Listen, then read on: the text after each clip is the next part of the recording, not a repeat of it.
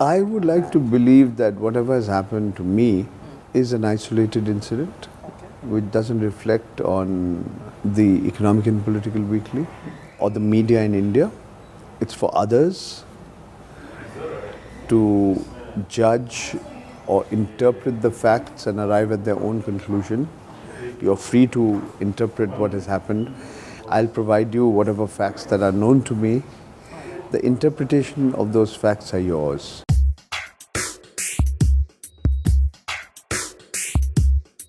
You know, I can answer each and every one of those allegations, including the allegation that I was using inappropriate language and I was making sexist comments, that I had somehow undermined the reviewing process. It's a communication to the trustees by the senior editorial team of the Economic and Political Weekly. It's been leaked to the media, from what I understand. Yeah. And I'll choose at this juncture not to comment on it in any more detail, except that I can argue that it presents a particular viewpoint and it questions, at one level, it is critical of the trustees for pulling down a particular article, but it also questions my tenure over the last 15 months, and I can answer each and every one of those questions. But I think at this particular point of time, I would rather not.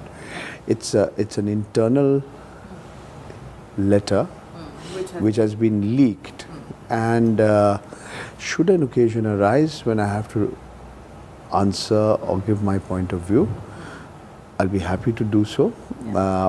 All I can say that in the 15 months that I was the editor, I don't think I did anything that would undermine the strength of the Economic and Political Weekly as an institution. I try to strengthen it. It's up to others to judge my contribution or lack of it. There's no litigation in this case. There is no litigation. It's just a letter that has been sent by a lawyer. That's all. No court of law has been moved.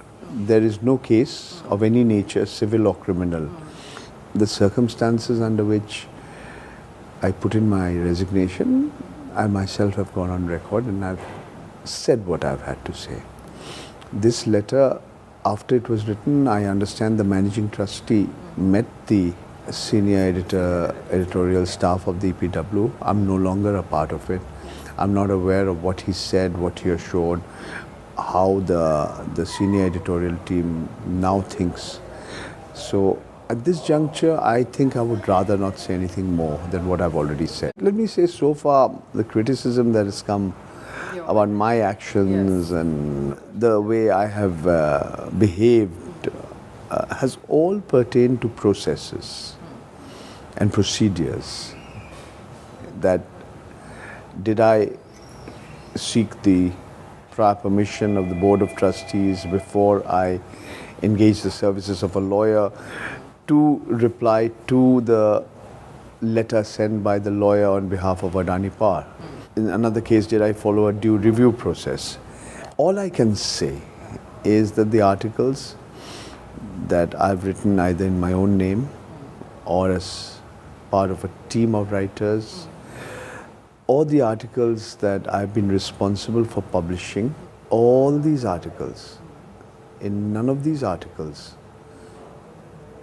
has a single fact been denied. You can argue that this article is too long, it's not so well written, some of the facts are redundant, the material could have been organized better. You're most welcome, you're entitled to a criticism. On the substantive points, I repeat myself. And even on the article that The wire carrier.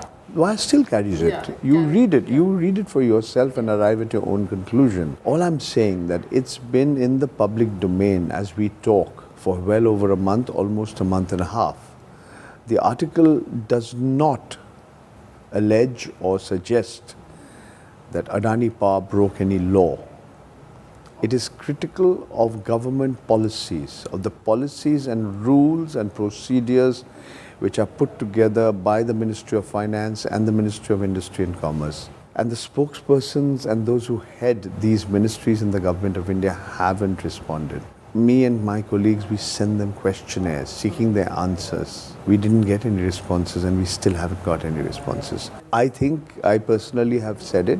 Even the statements that have been attributed to anonymous sources and off-the-record statements, I say I stand by these statements. I'll be happy to stand up in a court of law if somebody can disprove the veracity and the authenticity of the article. And most importantly, as a journalist, I think I've done my due diligence by seeking the opinions of those, in this case, government ministries and departments and those who head them, their views. It's their prerogative to answer or not answer.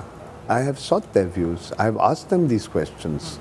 I've asked them more than one question, and I haven't got a reply.